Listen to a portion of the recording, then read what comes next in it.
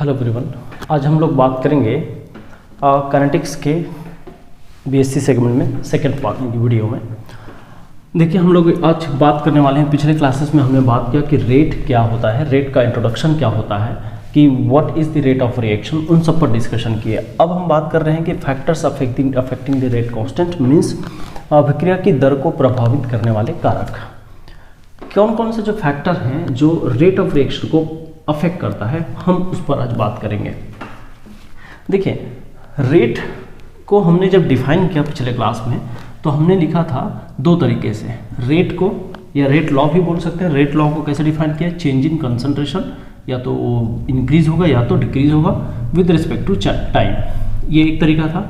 और दूसरा rate constant के और कंसंट्रेशन ऑफ रिएक्टेंट और पावर एन, इस तरह से हमने रेट को डिफाइन किया था। तो कुछ फैक्टर तो साफ साफ यहाँ पर नज़र आ रहे हैं। कौन कौन सा फैक्टर? जैसे इफेक्ट ऑफ कंसंट्रेशन साफ नज़र आ रहा है। तो सबसे पहले यहीं से शुरू करेंगे अपन, effect of concentration. First point is the effect of concentration. Effect of concentration शब्दों में हिंदी में लिख सकते हैं सांद्रता का प्रभाव। सांद्रता का प्रभाव। तो ध्यान रखें, सांद्रता का प्रभाव अलग अलग ऑर्डर में अलग अलग पड़ता है। अगर मैं according to law of mass action चलूँ, according to law of mass action, law of mass action है ना, वो क्या बोल सकते हैं हिंदी में, द्रव्यानुपाती क्रिया के नियम के अनुसार चलूँ, तो rate proportional to concentration of reactant का पावर एन ऐसे रिलेटेड होता है। ठीक है। अगर मैं फर्स्ट ऑर्डर बोलूँ, यहाँ पर एन क्या है? Order of the reaction. वो क्या है बाद में डिस्कस करेंगे, लेकिन ऑर्डर ऑफ द रिएक्शन है। तो देखो, कंसंट्रेशन से डायरेक्टली प्रोपोर्शनल है, ये लॉ ऑफ मास एक्शन नहीं दिया है।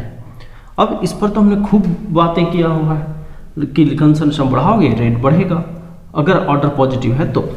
हाँ, ऑर्डर अलग अलग हो सकता है, तो ऑर्डर जनरली पॉजिटिव होता है, तो पॉजिटिव होगा या बड़ा होगा, तो फिर क्या होगा? कंसंट्रेशन हम बढ़ाते जाएंगे, रेट ऑफ रिएक्शन बढ़ते चले जाएगा। तो हम इसको इफेक्ट ऑफ कंसंट्रेशन बोलते हैं। तो मेरे ख्याल से most of reaction effect of concentration से प्रभावित होता है, बस ये है जीरो ऑर्डर को छोड़कर, है ना। तो यहाँ पर लिख सकता हूँ except zero order, except zero order, zero order all reaction are influenced by या affected by concentration, affected by concentration मैंने लिख दिया है। शून्य कोटि को छोड़कर बाकी सभी कंसंट्रेशन से प्रभावित होते हैं। और कैसे प्रभावित होते हैं? सी का पावर एन से। और वो भी कौन से कंसंट्रेशन से? कंसंट्रेशन, इफेक्ट ऑफ कंसंट्रेशन का अभिकार क्या? Concentration of reactant. यहाँ पर सी क्या है? सी है कंसंट्रेशन ऑफ रिएक्टेंट। प्रोडक्ट का नहीं देना है, हम कंसंट्रेशन ऑफ रिएक्टेंट देंगे। तो C is the concentration of reactant, only reactant, product की नहीं बात कर रहे हैं। ठीक है। तो यहाँ पर बकायदा लिख सकते हो, जब हम सांद्रता का प्रभाव या कंसंट्रेशन का इफेक्ट पढ़ेंगे तो हम उसमें बोलेंगे कि रेट ऑफ रिएक्शन कंसंट्रेशन के पावर एन, जहाँ पर एन ऑर्डर है, के समानुपाती होता है या प्रोपोर्शनल होता है। और ये बोल सकते हैं इसमें और कमेंट में, जब ऑर्डर शून्य होता है तो वो कंसंट्रेशन से फ्री हो जाता है, बाकी कहीं पर कोई फ्री नहीं होता, सभी डिपेंड करता है। अब यहाँ से देखें, ये तो हो गया इफेक्ट ऑफ कंसंट्रेशन। दूसरा जो मेजर फैक्टर आता है effect of pressure, effect of pressure, effect of pressure, है ना। इफेक्ट ऑफ प्रेशर, दाब का प्रभाव। दाब का प्रभाव बिल्कुल कंसंट्रेशन के जैसा ही होता है। गैसीय अभिक्रिया में, गैसीय अभिक्रिया में, है ना, इन गैसियस सिस्टम या गैसियस रिएक्शन, गैसियस रिएक्शन या गैसीय अभिक्रिया में, गैसीय अभिक्रिया में, अभिक्रिया में, गैसीय अभिक्रिया में जो रेट होता है, रेट वो प्रोपोर्शनल होता है किसके? प्रेशर के, पार्शियल प्रेशर के। जिस भी कंपोनेंट की बात करो, रिएक्टेंट के पार्शियल प्रेशर के प्रोपोर्शनल होता है पावर एन। तो जस्ट लाइक कंसंट्रेशन है इसका भी असर, है, इसका असर भी जस्ट लाइक कंसंट्रेशन है। तो कोई नयापन नहीं है इसमें और इसमें। ठीक है जी। तो ये दो इफेक्ट तो यहीं पर खत्म कर दिए हैं। अब बात करते हैं तीसरे इफेक्ट का। तीसरा जो मेजर इफेक्ट है वो है टेम्परेचर। टेम्परेचर क्या करता है? रेट को मोस्ट ऑफ टाइम बढ़ाता है ना। टेम्परेचर जो है, अर्लीस्ट टाइम रिएक्शन की बात हो रही है, रेट ऑफ रिएक्शन बढ़ता है। तो तीसरा जो पार्ट में बात कर रहा हूँ, यहाँ पर लिखूंगा मैं कि तीसरा जो फैक्टर है वो है टेम्परेचर। टेम्परेचर या इसको लिख देते हैं ताप। ज़्यादातर केसेस में ये समानुपाती होता है रेट से, रेट मोस्टली बढ़ता है। लेकिन टेम्परेचर के इफेक्ट को समझाने के लिए अलग अलग थ्योरी आए, बहुत सारे डिफरेंट थ्योरीज आए। जैसे एक उनमें से सबसे कॉमन जो थ्योरी है उनकी बात करूँ, एक आता है temperature coefficient theory. Temperature coefficient theory, temperature coefficient theory Hindi में बोलते हैं ताप गुणांक सिद्धांत। ताप गुणांक सिद्धांत बोलते हैं टेम्परेचर कोफिशिएंट थ्योरी। क्या बोलता है ये थ्योरी? और दूसरा आया था आर्हेनियस थ्योरी, दूसरा नाम भी लिख दे रहा हूँ। दूसरा आया था Arrhenius theory, Arrhenius theory, Arrhenius का सिद्धांत। हालांकि आर्हेनियस अलग से नहीं दिया था इसको, ये कोलिजन थ्योरी का रिजल्ट था। आर्हेनियस सिद्धांत लिख देता हूँ, लेकिन अभी हम कोलिजन थ्योरी नहीं पढ़ रहे हैं, उसको बाद में पढ़ेंगे। तो अभी सिर्फ आर्हेनियस के नाम से जानेंगे। आर्हेनियस समीकरण बोलते हैं। तो ताप गुणांक सिद्धांत और आर्हेनियस सिद्धांत, ये टेम्परेचर इफेक्ट के अंदर की बात है। तो टेम्परेचर इफेक्ट के अंदर हम लोग इस पर और डिस्कस करते हैं डिटेल में। पहले आप इतना नोट कर लीजिए।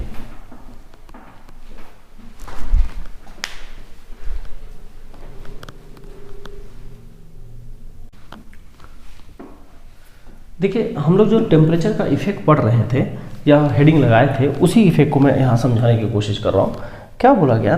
टेम्परेचर कोफिशिएंट थ्योरी क्या बोलता है कि अगर मैं किसी भी रिएक्शन के टेम्परेचर को अगर 10 डिग्री का बढ़ाता हूँ, 10 degree Celsius, only 10 degree Celsius, तो रेट जो ऑफ रिएक्शन है वो डबल से ट्रिपल हो सकता है, ऐसा बोल दिया।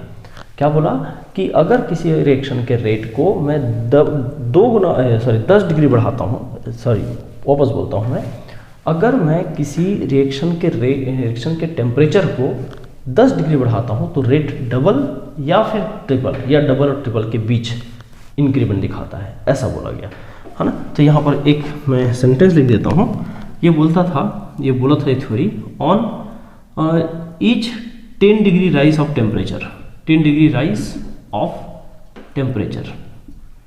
rise of temperature, on each 10 degree rise of temperature, reaction rate become 2 to 3 times, है ना। Reaction rate become 2 to 3 times, reaction rate 2 से 3 गुना हो जाता है।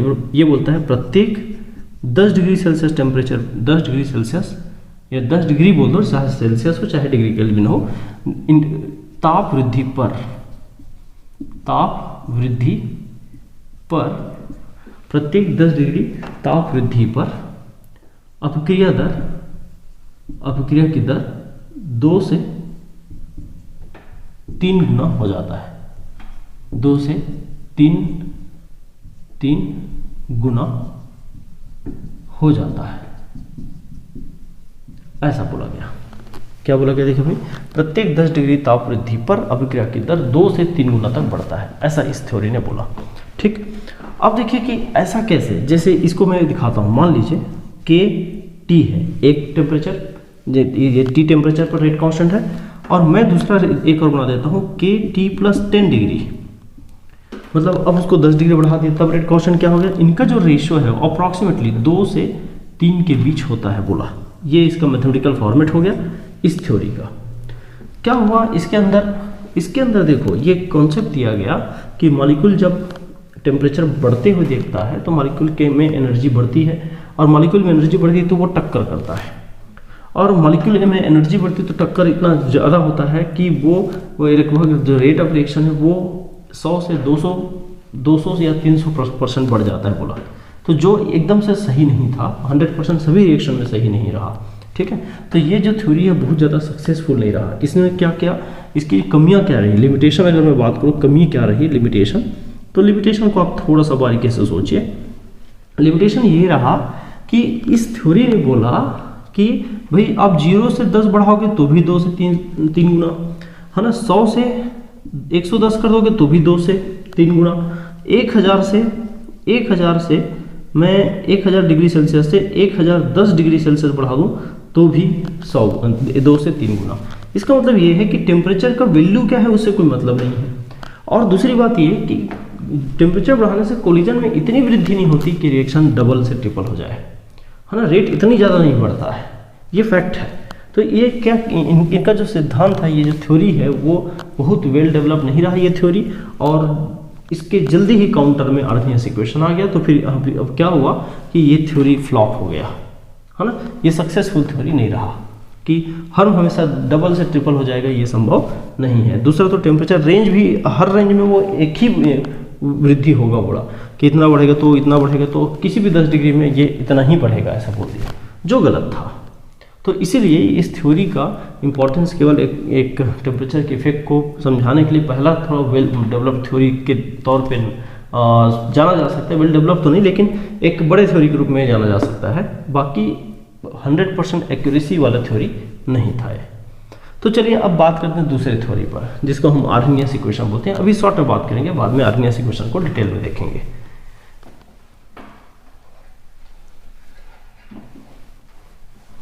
अब बात करते हैं दूसरे जो सक्सेसफुल थ्योरी था, आर्हेनियस थ्योरी। पहले मैं बात कर दूं, आर्हेनियस थ्योरी कोलिजन थ्योरी का रिजल्ट है ना। तो it is result of collision theory, result of collision theory. ये कोलिजन थ्योरी करके लास्ट में पढ़ेंगे, जब थ्योरीज ऑफ काइनेटिक्स पढ़ेंगे उस समय। तो रिजल्ट ऑफ कोलिजन थ्योरी, ये कोलिजन थ्योरी का परिणाम है।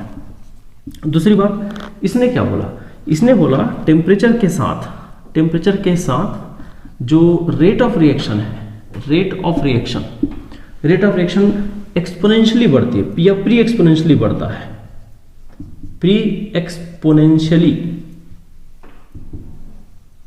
या एक्सपोनेंशियली देता हूं, एक्सपोनेंशियली इंक्रीजेस, ये इसका बात था।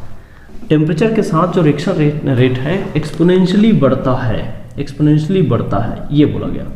अब एक्सपोनेंशियली बढ़ता है क्या मतलब हुआ कि यहाँ पर ये जो इक्वेशन वो जो रेट का जो इंक्रीमेंट है किसके साथ, टेम्परेचर के साथ, या रेट कांस्टेंट का बोलो तो रेट कांस्टेंट जो है वो एक्सपोनेंशियली बढ़ता है। इसका मतलब इस तरह से तेजी से बढ़ता है, पहले स्लो फिर फास्ट।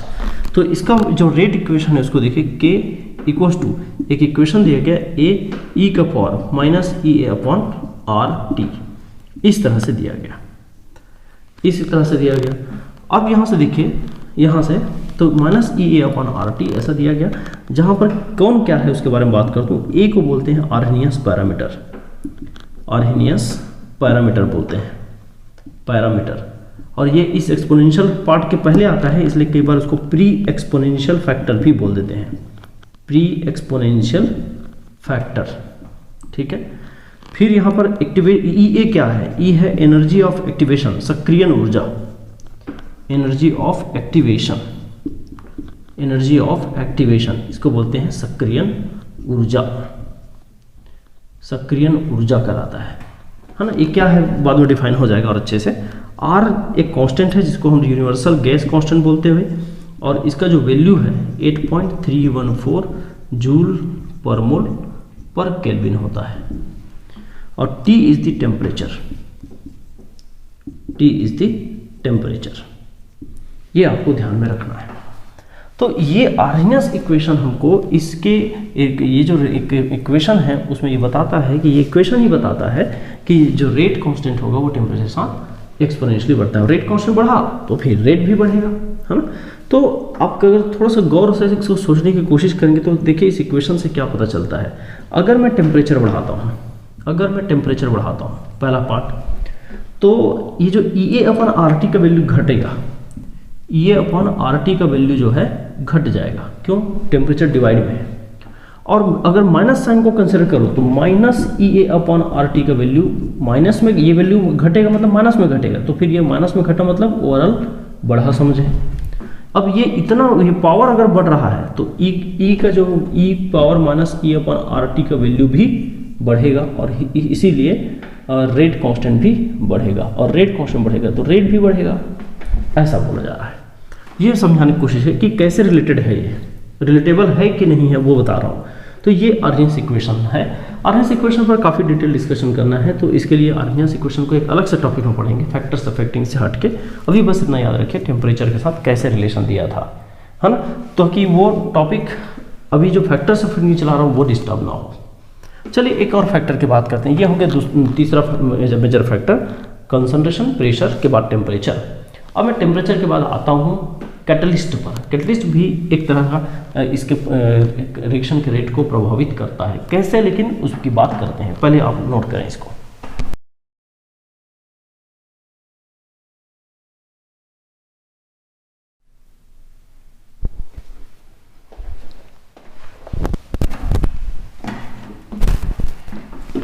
चलिए अब बात करते हैं इफेक्ट ऑफ कैटलिस्ट पर।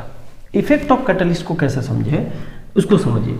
देखिए कैटलिस्ट है क्या, हालांकि कैटलिस्ट हमारे काइनेटिक्स के चैप्टर के लास्ट में एक पार्ट और है, जहाँ काइनेटिक्स का जो मेजर पार्ट खत्म होने के बाद कैटलिस्ट का चैप्टर हम अलग से पढ़ते हैं। लेकिन मैं यहाँ पर बात करूँ इफेक्ट ऑफ कैटलिस्ट है क्या। पहले तो कैटलिस्ट है क्या। कैटलिस्ट एक ऐसा केमिकल सब्सटेंस है जो रिएक्शन में पार्टिसिपेट करता है, रिएक्शन के रेट को बढ़ाता है और रिएक्शन के समाप्ति के समय खुद अनचेंज्ड बाहर निकल जाता है। ऐसे चीज को हम बोलते हैं कैटलिस्ट। तो यहाँ पर लिख सकते हैं कैटलिस्ट क्या है। तो catalyst are compound which participate in the reaction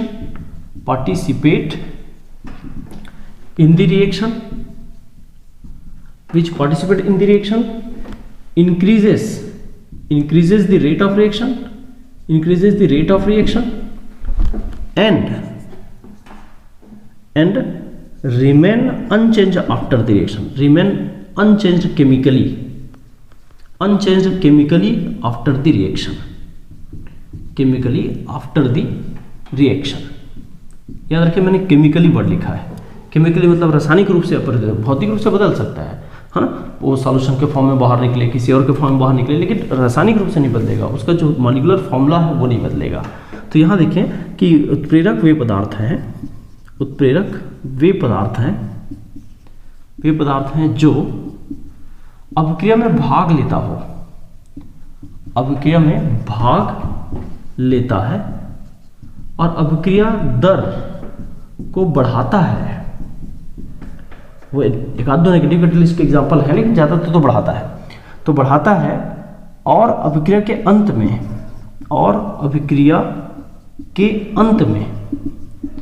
स्वयं अपरिवर्तित बाहर निकल जाता है, स्वयं रासायनिक रूप से अपरिवर्तित बाहर निकल जाता है, अपरिवर्तित बाहर निकल जाता है। ये मुख्य चीज है। अब इसे हम रिलेट करते हैं, क्या बोले कि अब जो उत्प्रेरक है, कैटलिस्ट है, वो ऐसे पदार्थ हैं, जो ऐसे सब्सटेंस है जो अभिक्रिया में भाग लेगा, अभिक्रिया के रेट को बढ़ाएगा और अंत में खुद रासायनिक रूप से बिना परिवर्तित हुए बाहर निकल जाता है। लेकिन रासायनिक रूप से बोला गया ना, भौतिक रूप से नहीं। भौतिक रूप से बदल सकता है, हम सॉलिड डालें, हो सकता है सॉल्यूशन के फॉर्म में बाहर निकले, कुछ भी हो सकता है। तो कहने का मतलब गैस फॉर्म में बाहर निकल जाए, भौतिक रूप से कोई गारंटी नहीं, लेकिन केमिकल रूप से कोई चेंज नहीं होता है। ये कैटलिस्ट बढ़ाता कैसे होगा रेट को? तो रेट को ये क्या करता है, कैटलिस्ट क्या करता है, डिक्रीज करता है। क्या ऐसे ये शब्द का मतलब डिक्रीज, तो डिक्रीज करता है किसके, एक्टिवेशन एनर्जी को, सक्रियण ऊर्जा को डिस्टर्ब करता है। सक्रियण ऊर्जा का क्या मतलब है, मान लीजिए ये एक एनर्जी डायग्राम है, ये कोई रिएक्शन है, तो यहाँ जो रिएक्टेंट लेवल है उस रिएक्टेंट लेवल से ये जो ऊपर मैक्सिमम लेवल है जहाँ तक उसकी एनर्जी बढ़ना है, वहाँ तक के एनर्जी डिफरेंस को एक्टिवेशन एनर्जी बोलते हैं। तो क्या करता है कैटलिस्ट, एक ऐसा अल्टरनेट पाथ प्रोवाइड कर देता है जिसमें इतना ऊपर चढ़ना ही ना पड़े। अगर कैटलिस्ट के ये जो डॉटेड लाइन खींचा वो कैटलिस्ट है, तो फिर क्या, कैटलिस्ट को अगर बिना कैटलिस्ट के रिएक्शन कराया जाए तो ये इतना क्रॉस करेगा फिर जाएगा, लेकिन जैसे कैटलिस्ट लगा दो इसका रास्ता छोटा हो जाता है, क्योंकि एक्टिवेशन एनर्जी को क्या कर देता है, वो कम कर देता है। अब एक्टिवेशन एनर्जी पहले इतना था, अब वो इतना कर दिया, इसका मतलब क्या कर दिया, कम कर दिया। तो इतना जो एक्टिवेशन एनर्जी वो आसानी से ले लेगा, तो इसलिए रिएक्शन रेट फास्ट हो जाता है।